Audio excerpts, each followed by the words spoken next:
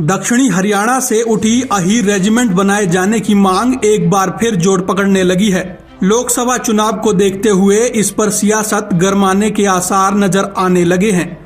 आगामी 23 मार्च को शहीद दिवस के मौके पर अहीर समाज के लोग आर पार के मूड में नजर आ रहे हैं।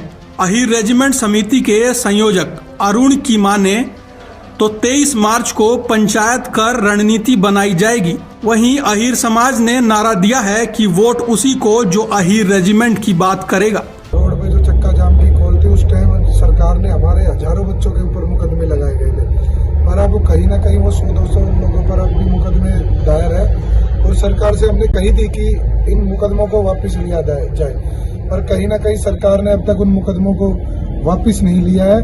और हम आपके माध्यम से सरकार तक बताना चाहते हैं कि चाहे सरकार हमें घरों में अरेस्ट करवाए, चाहे हमें जेलों में डाले, चाहे मुकदमा लगाए, पर इस मांग को जब तक हम लड़ते रहेंगे, जब तक इस मांग पर संघर्ष चलता रहेगा कि जब तक सेना में अहीर रेजिमेंट का गठन नहीं हो जाता। अगर आपको आश्वासन दिया था इंद्रजीत ने कि अहीर रेजिमेंट बनवा के रहेंगे, अब उनको दोबारा टिकट मिल गई है, क्या कहेंगे? आपकी उनका कितना सहयोग आपकी इसे मिलने की उम्मीद है या आपकी उनको दिखाएंगे आप वोट की? देखिए,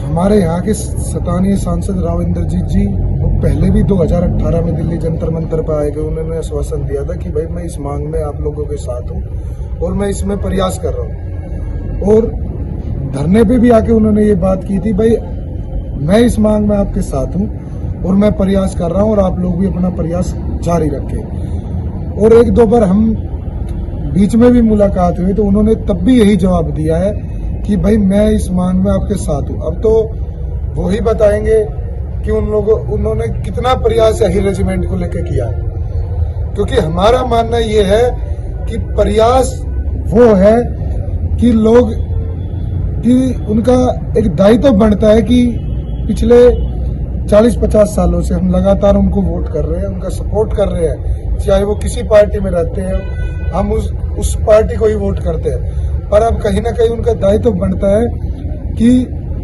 उनको इस हरियाणा से जिन जिन लोगों ने अहीर रेजिमेंट का समर्थन दिया, उन लोगों को इकट्ठा करके और माननीय प्रधानमंत्री रक्षा मंत्री से उनको मिलना चाहिए था और मजबूती से इस अहीर रेजिमेंट की मांग रखनी चाहिए थी कि भाई ये हमारे क्षेत्र का मुद्दा है और काफी पुरानी मांग है हमारी।